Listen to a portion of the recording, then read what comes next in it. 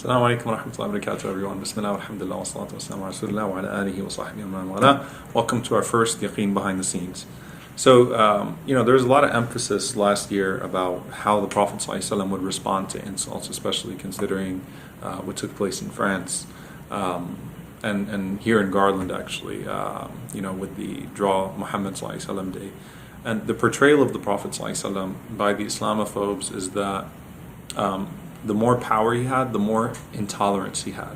And I think that it's very important for us to really do a historical outlook on how the Prophet ﷺ rose above insult and enmity consistently over his 23 years as a messenger, alayhi salatu wassalam. So we're actually finishing up a project now called 70 Moments of Moral Greatness, how the Prophet ﷺ rose above enmity and insult. And this document, a document of this sort, doesn't even exist in the Arabic language, in fact. So we collected from here and there prophetic narrations of how the Messenger ﷺ dealt with insult. And there are so many different gems here. I'll share with you guys one gem, because a lot of times with these stories, we get half of them and we don't see the outcome.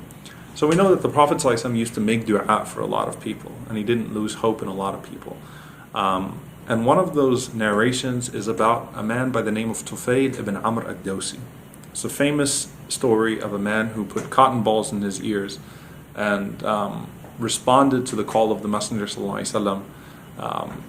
He was trying to block out the Prophet ﷺ's da'wah, because that's what he was recommended to do when he went to Mecca. This is early Mecca days. And then he instead thought to himself, let me unclog my ears, both physically and metaphorically, right, and listen to the Messenger ﷺ.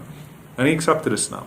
He went back to his tribe of Ad-Daws, called them to Islam, came back to the Prophet ﷺ with only one follower, and that was Abu Hurairah radiallahu ta'ala anhu, very young man at the time.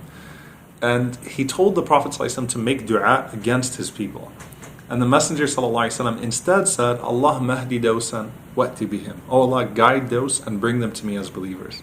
Abu Hurairah says, I thought the Prophet ﷺ was going to make dua against Daws and we would be destroyed. But instead the Messenger ﷺ made dua for them, and particularly wa'ti bihim, bring them to me as believers. Now, the story usually ends there. But what ended up happening is that 10 years later, in Medina, Tufayl ibn Amr ad-Dawsi comes back with Abu Hurairah, and they have 80 families of believers from the tribe of Daws. SubhanAllah. So the Prophet ﷺ didn't lose hope in them. He made his dua. He was assured of the response. 10 years later, a decade later in Medina, that's what happens. They come to him as believers. And I think we need that in this time. When we lose, it's very easy to lose hope in humanity, lose hope in people, not to lose hope in the people. So inshallah, I'm looking forward to presenting this, inshallah ta'ala. I'm actually going to be presenting it in France. So it has some historical significance, inshallah. And I'm looking forward to sharing this document with you all. It should take about three more weeks, inshallah ta'ala. We'll have it out there. Jazakumullahu khairan. Wassalamu alaikum wa rahmatullahi wa barakatuh.